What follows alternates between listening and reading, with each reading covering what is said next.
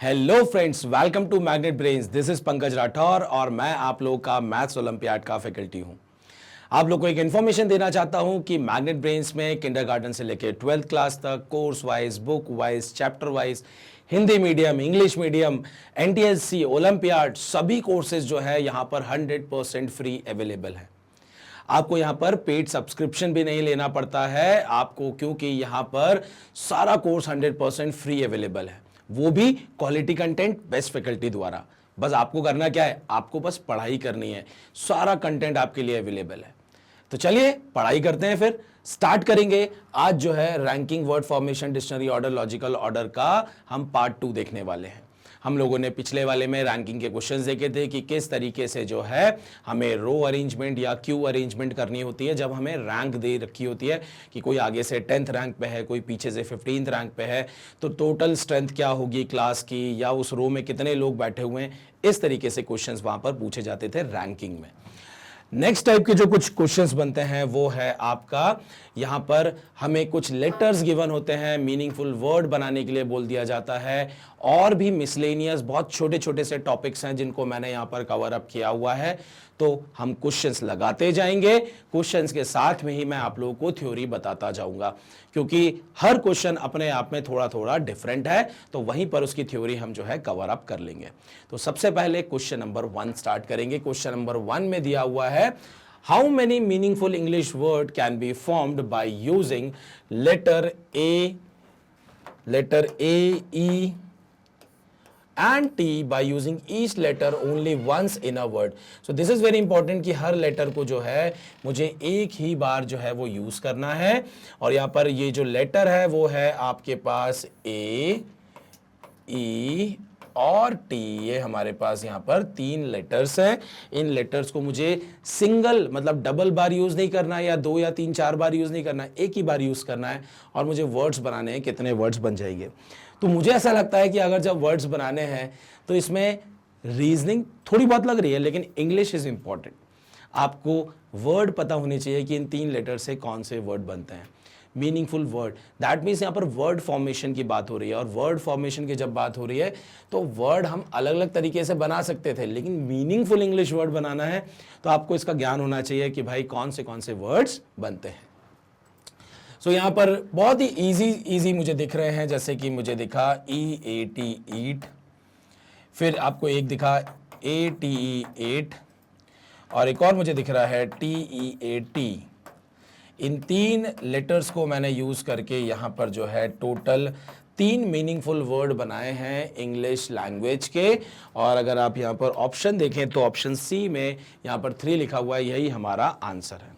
ठीक है, अब चलते हैं हमारे नेक्स्ट क्वेश्चन पर।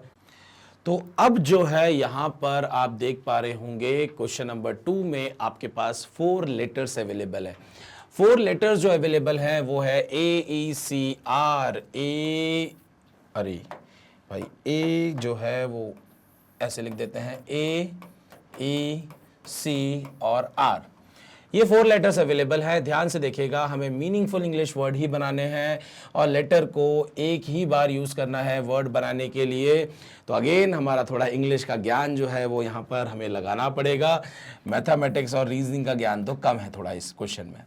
तो मैंने देखा मेरे पास 4 लेटर्स हैं, और ये जो 4 लेटर है इससे बहुत ही अच्छा वर्ड बनने वाला है। सबसे पहला CARE, केयर, CARE केयर।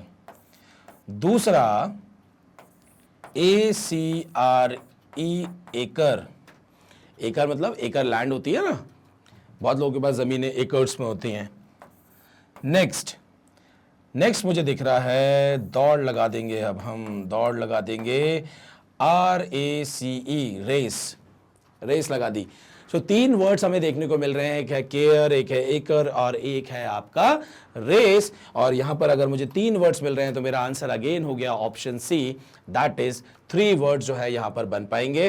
तो वैसे देखिए 3 लेटर्स या 4 लेटर का अगर मुझे वर्ड बनाना है तो बहुत ज़्यादा टफ नहीं है, क्योंकि ये जो छोटे छोटे से वर्ड है ये हमारे दिमाग में है। हाँ, कभी कभी एग्जाम के प्रेशर के कारण हो सकता है एक आध छूट जाए, हमने 2 ही बनाए और 2 पे मार्क करके आगे निकल गए, तो गलती होने के चांसेस है। अगर वहां पर थोड़ा सा ध्यान लगा के मतलब कंसंट्रेट करके कि भाई और कोई वर्ड तो नहीं छूट रहा है, एक दो बार और ट्राई कर लो, जितने वर्ड्स बन जाए उसके बाद एक और बार ट्राई कर लो।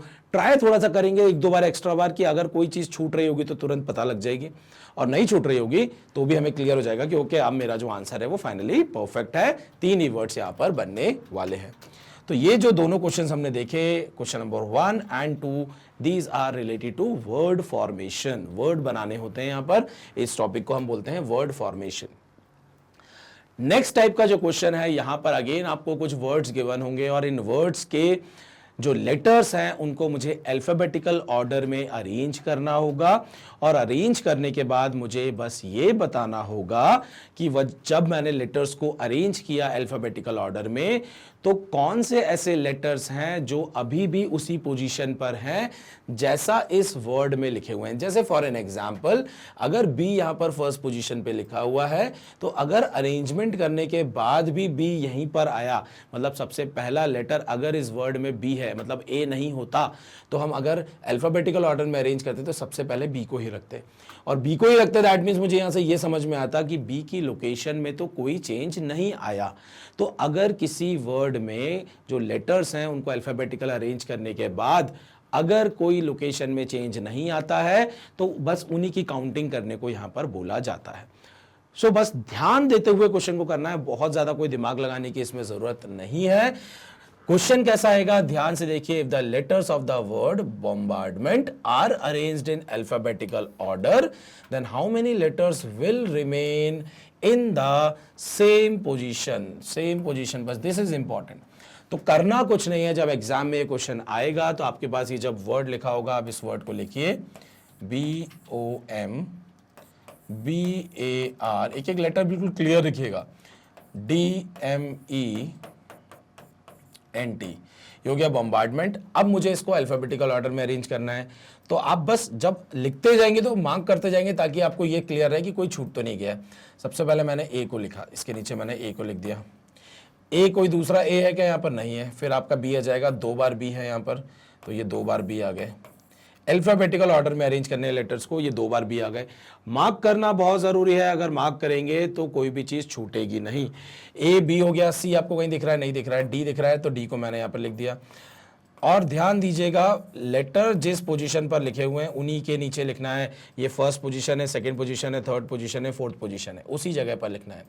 डी के बाद अगर आप देख सकते हैं क्या आएगा, डी के बाद आपका आएगा ई, मैंने यहाँ पर लिख दिया ई, ई को भी मार्क कर दिया। या आप ऐसा भी कर सकते हैं कि यहाँ पर कट करते जाइए ताकि आपको दिखता रहे कि भाई कौन से लेटर्स मैंने लिख दिए हैं। ई के बाद अगर आप देखेंगे यहाँ पर कोई एफ नहीं है, जी नहीं है, एच नहीं है, आई नहीं है, जे नहीं है, इस तरीके से अपने दिमाग में लेटर्स को चलाते जाइए, है ना। ई के बाद अगर आप देखते हैं तो मुझे दिखता है EMNOP होता है, तो आपको यहाँ पर एम जो है वो 2 बार दिखने को मिल रहा है। तो मैं अगर एम को यूज़ कर लूँगा तो एम जो है यहाँ पर 2 बार है, ये एम को मैंने 2 बार यूज़ कर लिया भाई, क्योंकि यहाँ पर 2 एम दिए हुए थे। एम के बाद आपको पता है एन आता है, तो ये मैंने लिख दिया एन। एन के बाद क्या आता है, ओ आता है, ओ लिख दिया मैंने, MNO हो गया। PQRST होता है तो आर पहले आएगा, आर लिख दिया, और यहाँ पर टी लिख दिया, टी जो है वो यहीं पर लिख दिया है। अगर कोई लेटर अगर हम छोड़ देते हैं तो ये पूरा वर्ड नहीं बन पाएगा, एक आध लेटर कम हो जाएगा, या अगर हम अपने मन से कोई एक्स्ट्रा बढ़ा देंगे तो ये वर्ड की लिमिट बढ़ जाएगी। इसीलिए एक एक के वर्ड लेटर्स के नीचे ही मुझे लेटर्स लिखने हैं ताकि क्लियर रहे कि जितने लेटर्स मेरे वर्ड में थे उतने ही लेटर्स को मैंने यहाँ पर लिखा है अल्फाबेटिकली अरेंज करके। ट्रिक छोटी सी है कि आप बस यहाँ पर मार्क जरूर करते जाइए जिसको अरेंज करते जा रहे हैं, और अपने दिमाग में पूरा ABCD चलने दीजिए ताकि यहाँ पर कुछ छूट ना जाए या गड़बड़ आप अरेंजमेंट ना कर दें। अब ध्यान से देखिए कि भाई कौन से ऐसे लेटर्स हैं जो अपनी ही पोजीशन पर रखे हुए हैं। ये फर्स्ट वाला नहीं है, सेकंड भी नहीं है, थर्ड नहीं है, फोर्थ नहीं है, फिफ्थ नहीं है, सिक्स नहीं है, सेवंथ नहीं है, यहाँ पर 8 नहीं है, 9 नहीं है। आप देखेंगे कि ये जो टी है ये उसी पोजीशन पर रखा हुआ है जो कि बॉम्बार्डमेंट वर्ड में भी वहीं पर वो लेटर लिखा हुआ था, अभी भी वो वहीं पर लिखा हुआ है। तो अगर आप आंसर देखेंगे, आंसर आपका आ जाएगा कि एक ही लेटर है जो कि अपनी ही जगह पर बना रहा आफ्टर अरेंजमेंट ऑल्सो, जैसा वर्ड में था वो वैसा ही अरेंजमेंट के बाद भी वो वहीं पर अवेलेबल रहा। तो इस तरीके से क्वेश्चन को करना होता है। देखिए कुछ नहीं है, बस ये सब लिखना और अरेंज करने में बस टाइम जाता है। ये टाइम कंज्यूमिंग क्वेश्चन है, इसमें कोई बहुत ज़्यादा दिमाग लगाने की ज़रूरत नहीं है।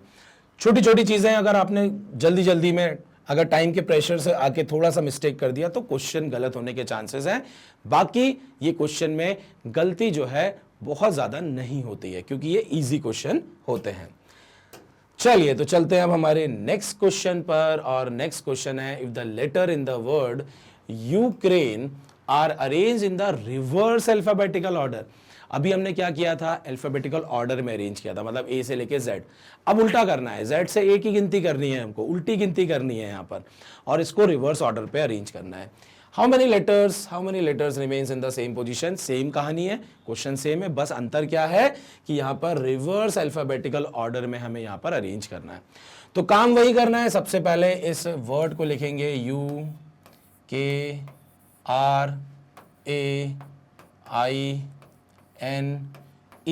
यूक्रेन।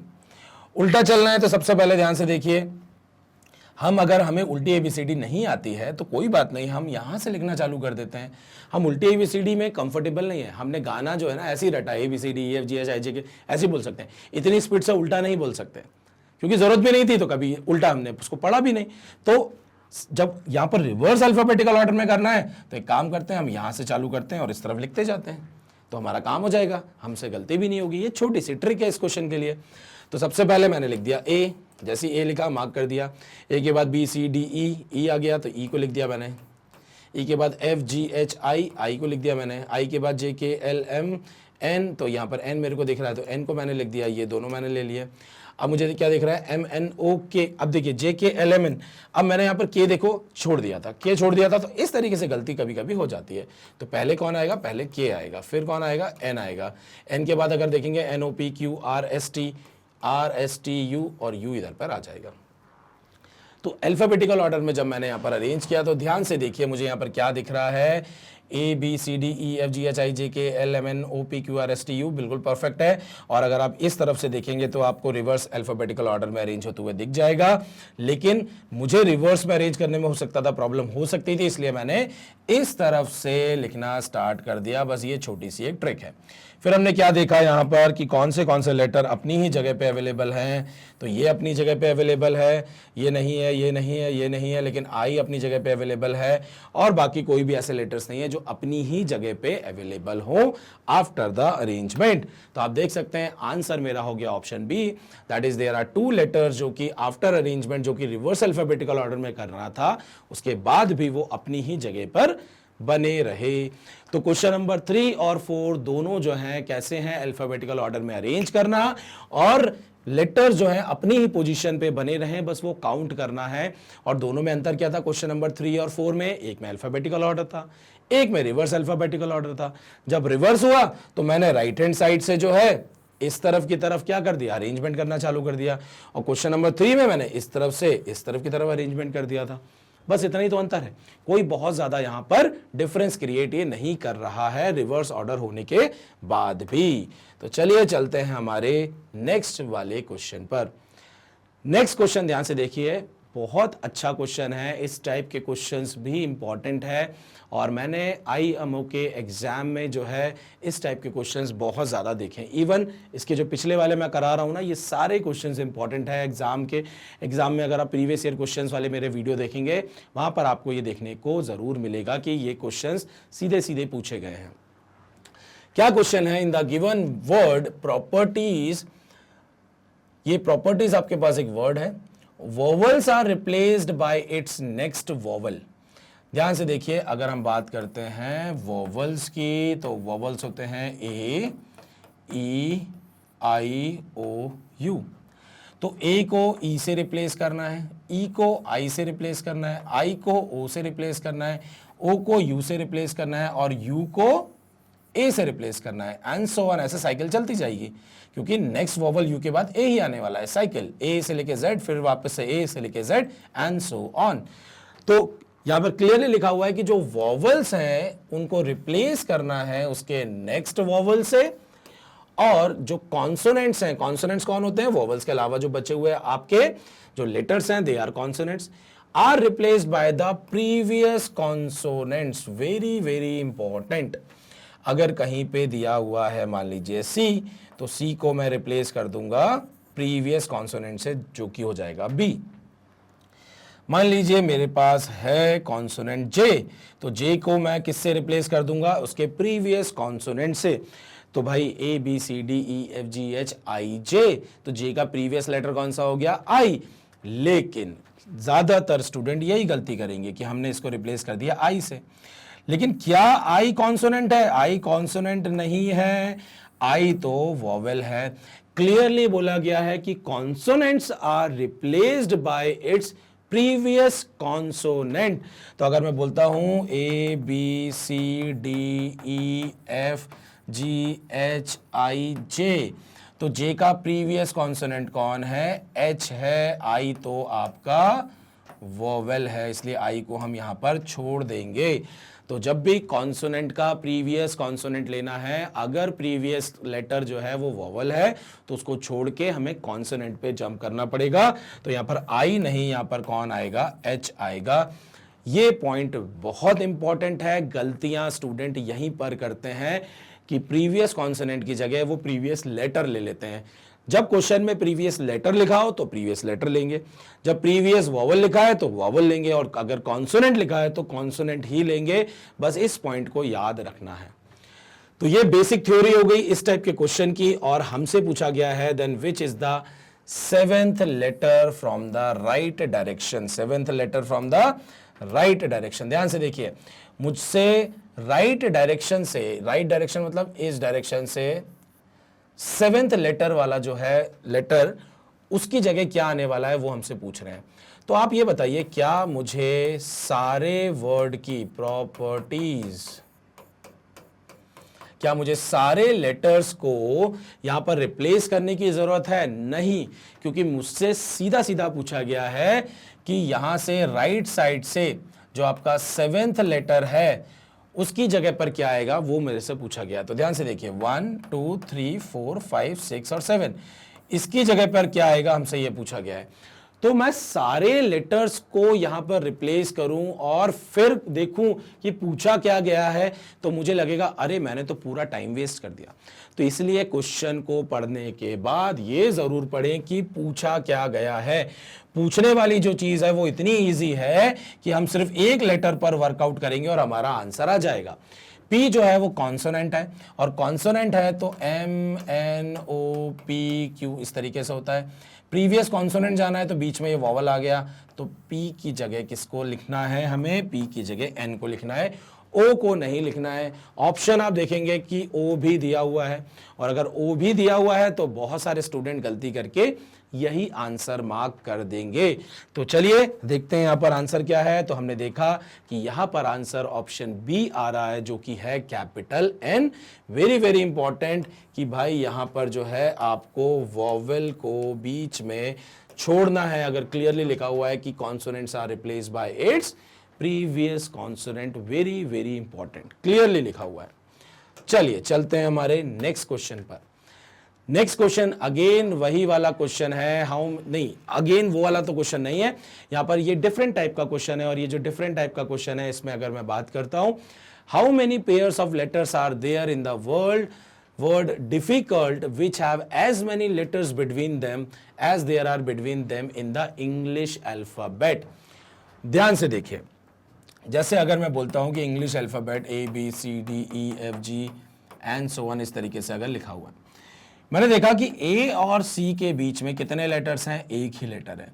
अगर इस वर्ड में कहीं पे ए और सी इस तरीके से लिखा हो कि उन दोनों के बीच में कोई भी लेटर लिखा हो, जैसे मान लीजिए अगर यहाँ ए होता और यहाँ सी होता और इसके बीच में एक लेटर लिखा हुआ है, तो मैं इस पेयर को काउंट कर लेता कि दिस इज माय पेयर, जिसकी यहाँ पर रिक्वायरमेंट है कि how many pairs of letters are there in the word difficult which have as many letters between them as there are between them in the English alphabet. English alphabet में उनके बीच में जितने letters होते हैं, अगर उस काउंटिंग को देखें और उतने ही लेटर यहाँ पर है, वो लेटर कोई भी हो, मेरे लिए ए और सी का पेयर फिर काउंटेबल हो जाएगा। एक एग्जांपल ले रहा हूं ए और सी का। ए और डी को देखेंगे तो यहां पर क्या दिखा मुझे कि यहां पर इन दोनों के बीच में दो लेटर्स हैं, और अगर दो लेटर आपको दिख रहे हैं तो आप उसको पेयर बना सकते हैं। तो किस तरीके से क्वेश्चन को सॉल्व करना है ये वाले ध्यान से देखिएगा। मैंने ये वर्ड लिखा डिफिकल्ट, DIFFICULT।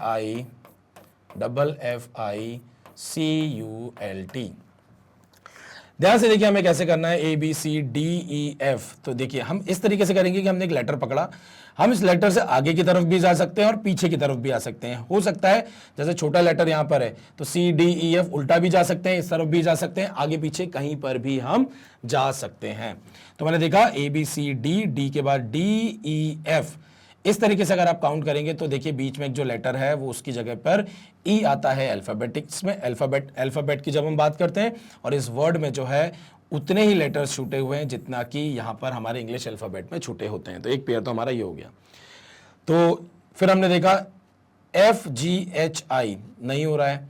फिर देखा यहाँ पर अगर I दिया हुआ है तो IJKLMNOP नहीं हो रहा है। फिर हमने और देखा C के बाद CDEF, ABCDEF, ध्यान से देखिए CDEF।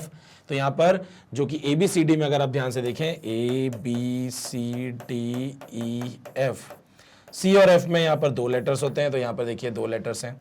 D और F में 1 लेटर होता है, तो देखिए 1 लेटर है। इस तरीके से आपको पेयरिंग यहां पर करनी है। और देखते हैं LMNOP कुछ नहीं होने वाला है क्योंकि यहां पर आगे की तरफ नहीं जाना है।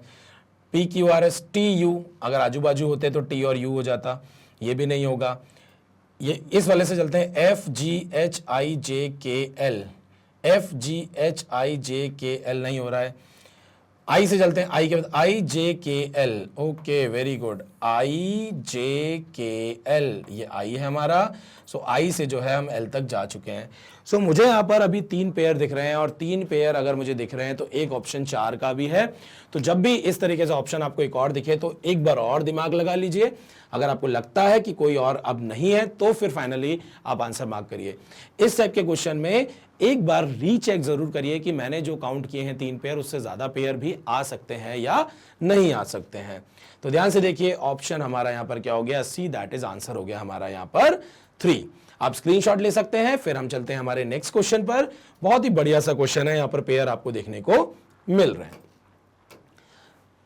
नेक्स्ट क्वेश्चन जो है, how many such pair of letter are there in the word positive which have as many letters between them as there are between them in the English alphabet. Same question है, फटाफट find out करिए। मैं चाहता हूं आप लोग एक बार find करें, पॉज करिए स्क्रीन को और उसके बाद जो है मैं आप लोग को बताऊंगा कि यहां पर कितने लेटर्स होंगे। ओके, सो अभी हम जो है इस क्वेश्चन में ये देखेंगे कि कितने लेटर्स जो हैं वो उतने ही पेयर जो हैं हमारे यहाँ पर बनेंगे जितने की इंग्लिश अल्फाबेट में वहाँ पर गैप रहता है और यहाँ पर भी गैप रहे। सो मैंने आप लोगों को बोला था आप लोग ये क्वेश्चन को सॉल्व करें, तो हो सकता है आप लोगों ने आंसर सही निकाला हो। देखते हैं आंसर 3 आएगा, 4 आएगा, 2 आएगा, 5 आएगा, लेट्स सी। सो सबसे पहला काम हम क्या करते थे, हम इस वर्ड को यहाँ पर इस तरीके से लिख लेते थे। ये हमने इस वर्ड को लिख लिया POSITIVE। अब ध्यान से देखिए हम लोग यहाँ पर क्या करेंगे, MNOP, OP बिल्कुल आजू बाजू हैं और अल्फाबेट में भी आजू और बाजू ही रहते हैं, तो एक पेयर तो हमारा ये बन गया। फिर हमने क्या देखा, MNOP और इस तरफ उल्टा जा रहा था, इसके आगे जाके देखते हैं MNOPQRSTU, O से कोई नहीं बन रहा है, P से देख लेते हैं PQRST, ओके वेरी गुड। सो P से एक हमारा T भी बन गया और साथ में एक और आगे V भी दिख रहा है, तो PQRSTUV एक और पेयर बन गया, बहुत बढ़िया, हमें ये भी दिख रहा है। अब ध्यान से देखिए कि P से T भी पेयर बन रहा है और P से V भी पेयर बन रहा है, दैट मीन्स ये T और V का भी पेयर बनेगा, क्योंकि सेम लेटर से हम T और V तक जा रहे हैं तो T से V भी जा सकते हैं। और आप देख सकते हैं PQRSTUV, TUV, सो एक पेयर हमारा ये भी बन गया। सो अभी तक हमें टोटल 1 2 3 4 पेयर्स देखने को मिल रहे हैं। और चेक कर लेते हैं, PQRSTUVW, नहीं V इधर आ रहा है तो यहाँ पर नहीं हो पाएगा। I से देख लेते हैं, IJKLM नहीं होगा, IJK उल्टा भी देखना है तो ध्यान से देखिए, ये E जो रखा हुआ है EFGHI, ओके, सो हमें यहाँ पर एक और पेयर मिल गया जो कि है E और I के बीच में। सो टोटल 1 2 3 4 5 पेयर मेरे को मिल रहे हैं और ऑप्शन में अगर हम देखें 5 इज द मैक्सिमम नंबर, इसके ऊपर कोई और नंबर नहीं है, तो हमें अब चेक करने की भी जरूरत नहीं है कि कोई और पेयर लाई कर सकता है। जैसे ही मुझे मैक्सिमम वाला नंबर मिल गया दैट मीन्स आंसर यही होगा। अब इससे ऊपर एक भी पेयर नहीं हो सकते, क्योंकि अगर होंगे तो वहां पर एक फिर ऑप्शन भी अवेलेबल होता 6 या 7 वाला। तो यहां पर हमारा आंसर क्या हो जाएगा, option A, that is 5 pair यहां पर बनेंगे। How many such pairs of letter are there in the word positive which have as many letters between them there are between them in the English alphabet. मतलब यहां पर दो letter के बीच में कितने लेटर्स अवेलेबल हैं जितने कि इंग्लिश अल्फाबेट में भी रहते हैं। ऐसा नहीं बोला कि सेम अल्फाबेट बीच में हो, इंपॉर्टेंट क्या है, कितने नंबर ऑफ अल्फाबेट जो है वहां पर बीच में लाई करते हैं। टेक द स्क्रीनशॉट, फिर हम जो है नेक्स्ट क्वेश्चन पर चलते हैं। सीधा सीधा हम लोगों ने यहाँ पर 5 पेयर जो है वो देख लिए हैं। बहुत लोगों के आई थिंक जो है आंसर सही भी आए होंगे, कुछ लोगों का 4 आया होगा, कुछ लोगों का 3 आया होगा। तो यहाँ पर आपने क्या देखा होगा कि आपसे क्या क्या गलती हुई होगी। गलती क्या हुई होगी, एक तो हो सकता है कि आपने पी से टी बना दिया हो और पी से वी बना दिया और टी और वी छोड़ दिया हो, या ई से आई क्योंकि उल्टा गया था तो उल्टा वाला हो सकता है, आप लोगों ने ध्यान नहीं दिया हो। ये छोटी छोटी सी गलती हो सकती है। चलिए नेक्स्ट चलते हैं क्वेश्चन नंबर 8 में। और क्वेश्चन नंबर 8 क्या बोलता है, the given digits are arranged in the descending order. So descending order मतलब क्या होता है, बड़े से छोटा, बड़ा नंबर पहले, फिर उससे छोटा, फिर उससे छोटा, एंड सो ऑन। असेंडिंग में क्या होता है, छोटे से बड़ा असेंडिंग। डिसेंडिंग मतलब नीचे की तरफ। हम लोग बोलते हैं ना चढ़ाई है तो असेंडिंग हो गया, और घाटी है नीचे की तरफ उतरना है तो क्या हो जाएगा आपका डिसेंडिंग। So यहाँ पर if the given digits are arranged in the descending order then how many digits remain in the same position। तो हम लोगों ने एक इंग्लिश वर्ड वाला जो था उसके अल्फाबेट्स को ऐसे अल्फाबेटिकली अरेंज किया था, बम्बार्डमेंट, और फिर यूक्रेन को उल्टा अरेंज किया था। तो वहां पर जब हम लोगों ने अल्फाबेटिकल ऑर्डर में और रिवर्स अल्फाबेटिकल ऑर्डर में अरेंज किया था तो कौन अपनी ही पोजीशन पर रहा था वो हम लोगों ने चेक किया था। सेम यहां पर भी वही चीज चेक करनी है, बहुत ज्यादा दिमाग नहीं लगाना है, सिंपल सा क्वेश्चन है। हमारे पास नंबर लिखा हुआ है 2 8 3 4 5 9 1 7 6। तो यहां पर क्योंकि डिसेंडिंग ऑर्डर में अरेंज करना है तो सबसे बड़ा नंबर जो है आपको क्या दिख रहा है, सबसे बड़ा नंबर जो है वो 9 है। और आपको पता भी है कि डिजिट जो होती है वो होती है 0 से 9 तक, तो 9 से बड़ा कोई नंबर तो नहीं होगा यहाँ पर। सो सबसे पहले मैंने यहाँ पर क्या लिख दिया, 9 लिख दिया। सो 9 मेरा हो गया। 9 के बाद मुझे 8 दिख रहा है, यहाँ पर 8 दिख गया। अगर 2 बार 9 होंगे तो 2 बार 9 एक साथ लिख देंगे, 3 बार 9 होते तो तीनों 9 को एक साथ लिख देते, ठीक है। लेकिन अब 9 एक ही बार है तो मैंने 8 को पिक कर लिया। 8 भी एक ही बार है। फिर हमने क्या देखा, 7 देखा, 7 एक ही बार है। फिर हमने यहाँ पर 6 देखा, फिर हमने 5 देखा, फिर हमने यहाँ पर 4 देखा, 3 2 1, ठीक है। यहाँ पर आप देख सकते हैं 1 2 3 4 5 6 7 8 9 9 डिजिट्स हैं, बस 0 को यहाँ पर छोड़ रखा है और सारी की सारी 9 डिजिट्स को यूज़ किया है। देखिए ये सेम नहीं है, ये आपका सेम है, यहाँ पर ये आपका सेम पोजीशन पर रहा, और फर्दर अगर हम देखें तो यहाँ पर कोई भी सेम पोजीशन पर नहीं रहा है। तो हमें क्या मिल गया, हमें यहाँ पर 2 ऐसे पेयर मिल गए हैं, या मैं बोलूँगा 2 डिजिट्स की पोजीशन ऐसी है जो after arranging in descending order वो अपनी ही प्लेस पर लाई कर रहे हैं। तो आंसर हो गया ऑप्शन बी, दैट इज 2, ठीक है, ऑप्शन हो गया 2। तो चाहो तो स्क्रीनशॉट ले लीजिए, बीच बीच में जैसे ही मैं साइड हो जाता हूं आप स्क्रीनशॉट ले लिया करिए। और अब चलते हैं हमारे नेक्स्ट वाले क्वेश्चन पर। नेक्स्ट क्वेश्चन है क्वेश्चन नंबर 9, बहुत अच्छा क्वेश्चन है। Name a single letter. एक लेटर को हमें यहां पर नेम करना है, बताना है उस लेटर के बारे में, विच कैन बी डिलीटेड। यहां पर डिलीट करना है उस सिंगल लेटर को फ्रॉम द फॉलोइंग वर्ड्स। इतने सारे वर्ड्स दिए हुए हैं इसमें से, to obtain entirely new word, ताकि हमें नए नए नए जो है वर्ड मिल जाए। यहाँ पर मुझे टोटल वर्ड्स दिए हुए हैं 1 2 3 4 5।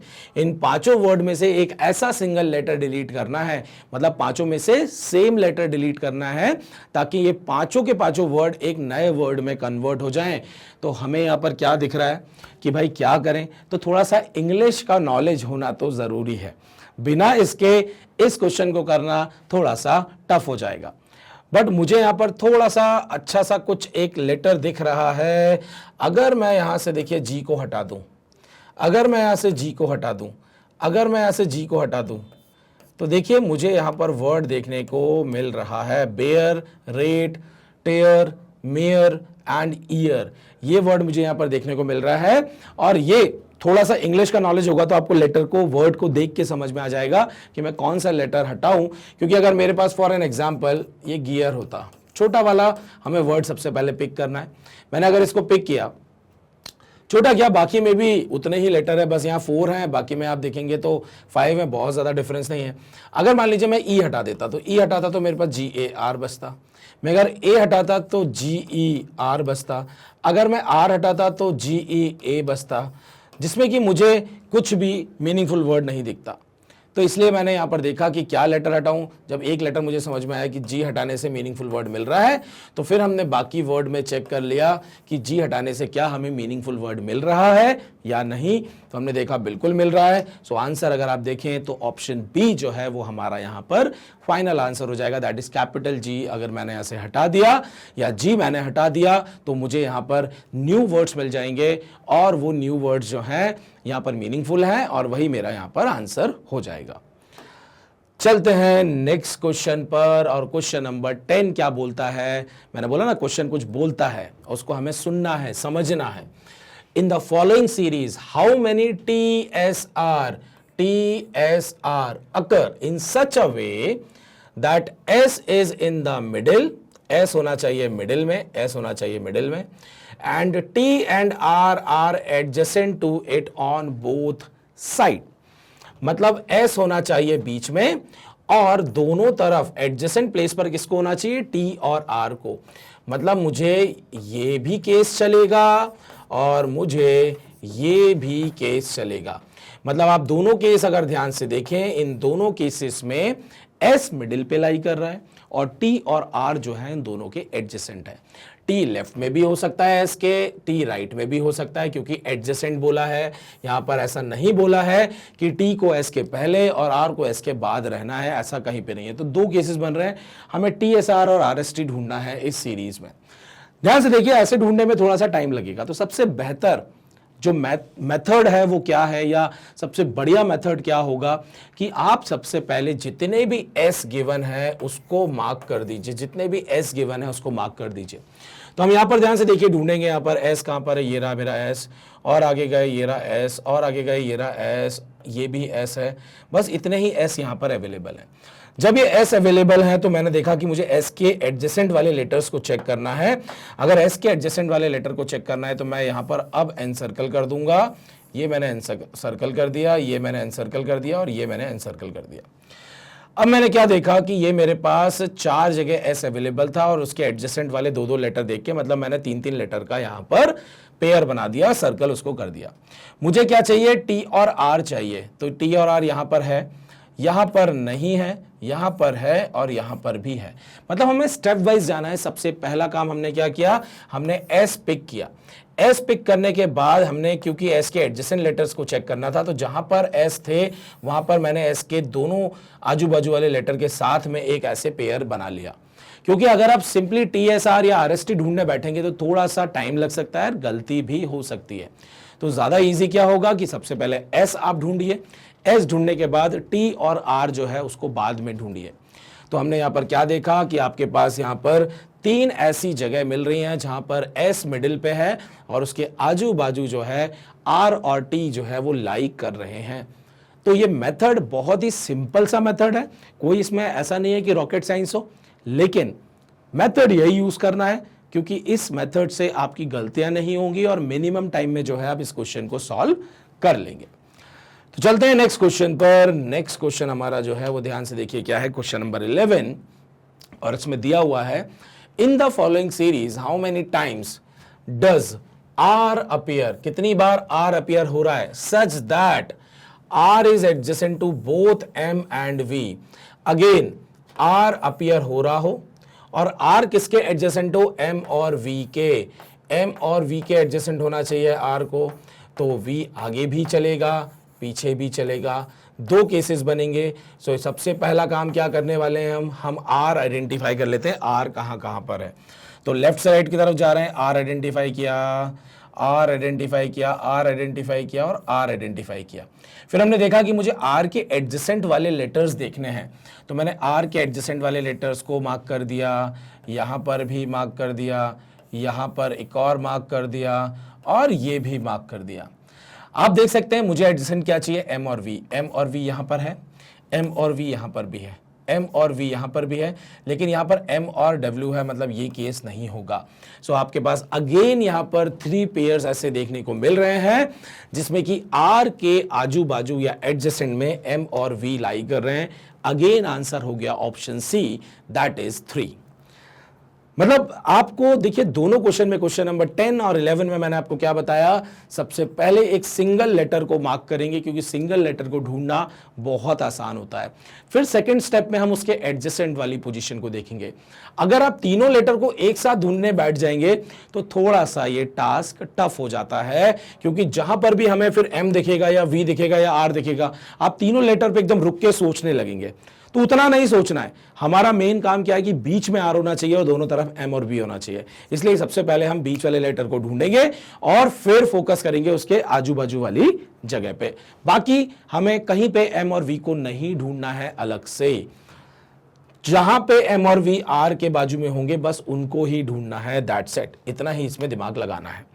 तो यहां पर हम लोगों ने ये बेसिक क्वेश्चन की जो सीरीज है वो यहां पर कंप्लीट कर ली है, जिसमें कि हम लोगों ने क्या क्या देखा। हमने असेंडिंग डिसेंडिंग ऑर्डर में अरेंज किया, अल्फाबेटिकल ऑर्डर में, रिवर्स अल्फाबेटिकल ऑर्डर में अरेंज किया, लेटर्स को अपनी पोजीशनिंग पे देखा, हमने कुछ वर्ड्स भी बनाए, कुछ लेटर को हटा के वर्ड्स बनाए। ये इस तरीके के क्वेश्चंस बहुत ज़्यादा इंपॉर्टेंट है, एग्जाम में पूछे जाते हैं। तो मैंने आपको एक आइडिया दे दिया कि इस टाइप के क्वेश्चंस को हम कैसे सॉल्व करते हैं। मैं आपको फर्दर और प्रैक्टिस कराऊंगा, बस एक आइडिया होना जरूरी था ताकि जब एग्जाम में क्वेश्चन ऐसा दिखे तो आपको बहुत ज्यादा सोचना ना पड़े। आपने क्वेश्चन देखा, डायरेक्शन भी ज्यादा पढ़ने की जरूरत नहीं पड़ेगी, बस एक नजर मारा और आप आगे बढ़े। बस उससे क्या होगा, आपका टाइम बहुत बचेगा, क्योंकि यहां पर थोड़ा सा टाइम का प्रेशर है। आपको मिनिमम टाइम में मैक्सिमम क्वेश्चन जो है वो अटेम्प्ट करना है। तो आप लोगों को एक और इंफॉर्मेशन देना चाहता हूं कि मैग्नेट ब्रेन्स ने आप लोगों की सुविधा के लिए मैग्नेट ब्रेन्स की वेबसाइट दैट इज magnetbrains.com और इनका एप्लीकेशन है मैग्नेट ब्रेन्स का, उस पर जो है course wise, book wise, chapter wise जो है प्लेलिस्ट जो है वो आप लोगों के लिए सिक्वेंशियल फॉर्म में विद फुल डिटेल बनाई गई है, ताकि आप लोग बहुत ही आसानी से अपनी पढ़ाई पूरी कर सकें और अच्छे से पढ़ाई कर सकें। आपका प्लेलिस्ट पूरा का पूरा एक साथ दिखे विद फुल डिटेल।